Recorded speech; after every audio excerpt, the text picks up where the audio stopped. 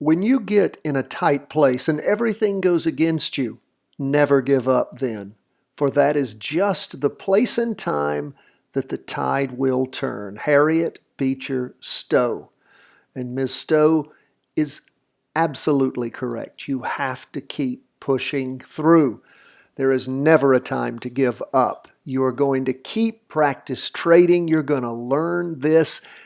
All it takes is perseverance. All it takes is 10 to 15 minutes a day. I call it the most important 10 to 15 minutes you spend every day for your financial future going forward. Why? Because we want you to learn how to practice trade.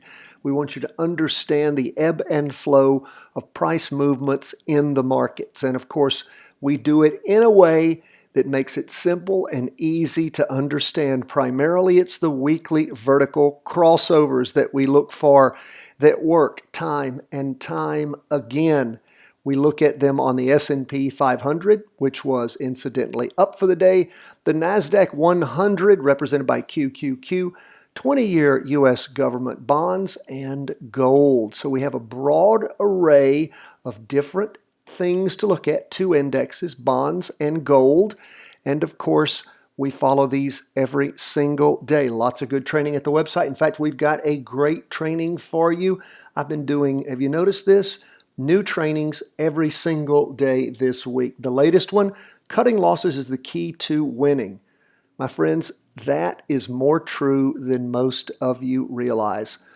Profits will never destroy your trading ability, your ability to practice trade, having to refund your account over and over and over again.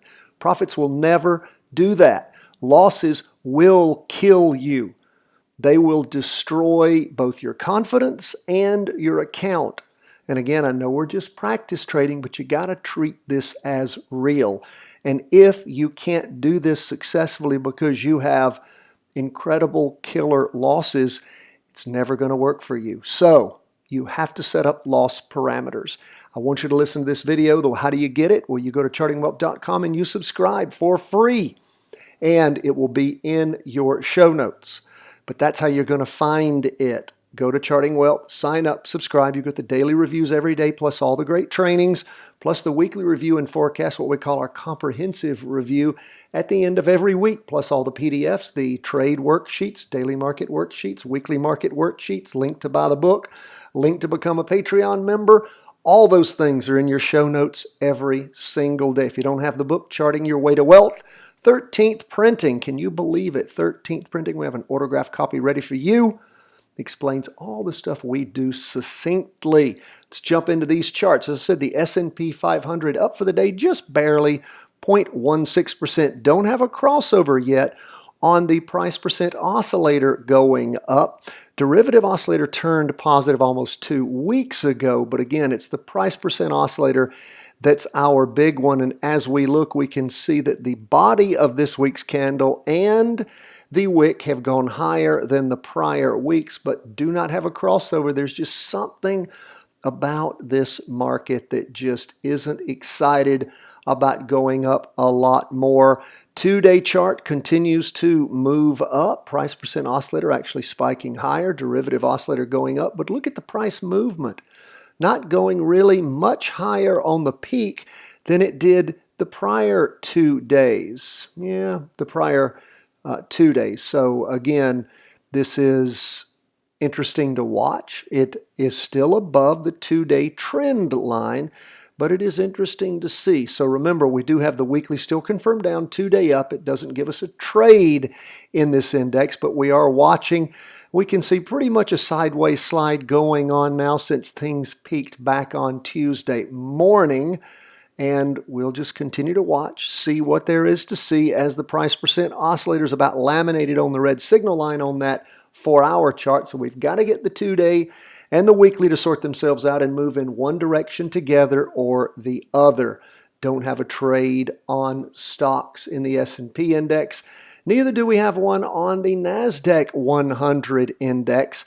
We see that the price percent oscillator is closer to crossing over, but hadn't done it yet. Derivative oscillator gaining upward momentum.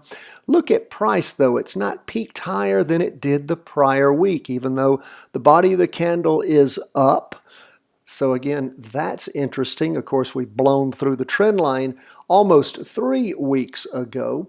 We go to the 2-day chart. What do we see there? Spiking up. As far as the price percent oscillator and derivative oscillator goes, they're heading up. But look at price movement itself, sliding sideways now for 6 days, almost 7.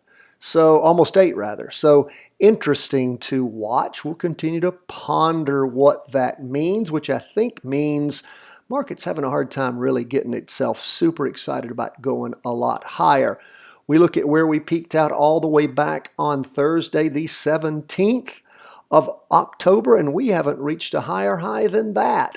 We've gone down some, up some, down some, up some.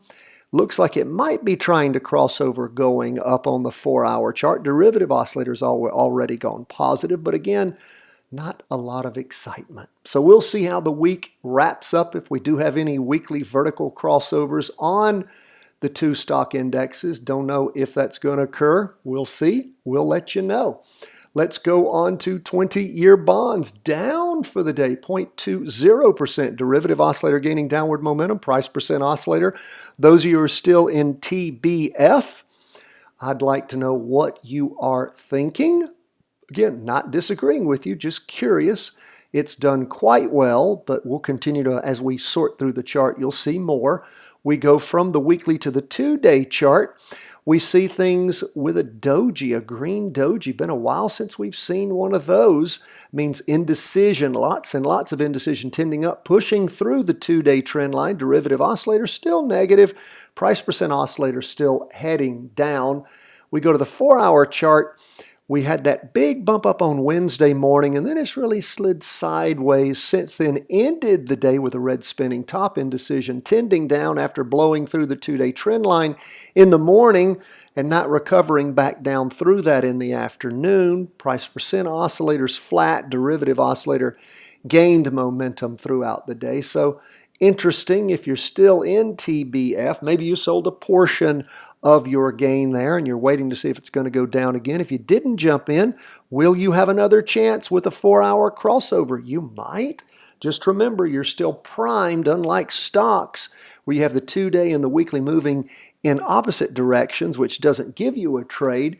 You still have the 2-day and the weekly moving down. So if this 4-hour chart crosses over going down, consider.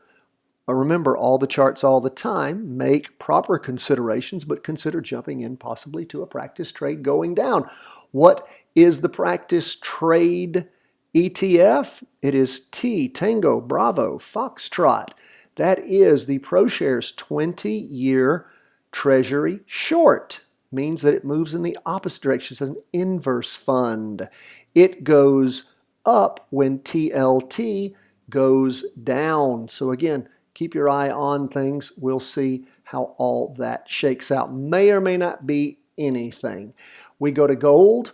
Gold up for the day, 0.71%. Interesting week. A green open box spinning top, almost a doji. Indecision tending up, but look, it's pushed through the 2-day and the weekly trend lines. Derivative oscillators lost a little bit of momentum. Price percent oscillator still heading down, flattening a little bit. Go to the 2-day chart, and of course this latest 2-day candle after a red spinning top, indecision tending down, more down because of a lower wick, it pops up on this latest 2-day candle. Derivative oscillator still losing downward momentum, but still negative. Price percent oscillator actually less than flat, moving up a little bit. So again, we'll watch, see what there is to see.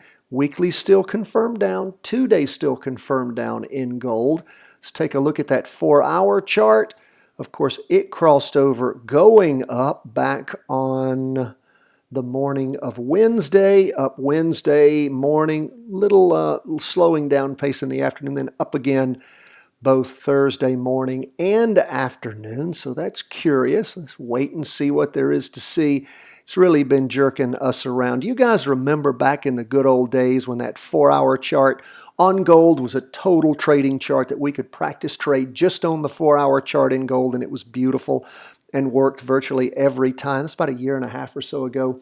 Things like that happen. When they do, you pay attention to them. When they stop, then they're gone. until and unless they ever start again. So you're always looking for beautiful possibilities. That's what makes this so dynamic and fascinating. That's why I'm so fascinated studying complexity theory, complexity science. I've got a great training going to be doing in the next few weeks on that just for you. Folks, thank you so much for being with us. We always love to hear from you. Do go to chartingwealth.com, sign up so you can get the special training that we have available for you that I've worked on. Cutting losses is the key to winning. Practical steps for setting up loss and profit levels. Level lines is what I call them. You need those. They help you visualize what the potentials are and when to get out when the losses are exceeded, because it's losses that kill you. Profits, wonderful. Losses kill. God bless my friends. All the best from the whole team at Charting Wealth World Headquarters.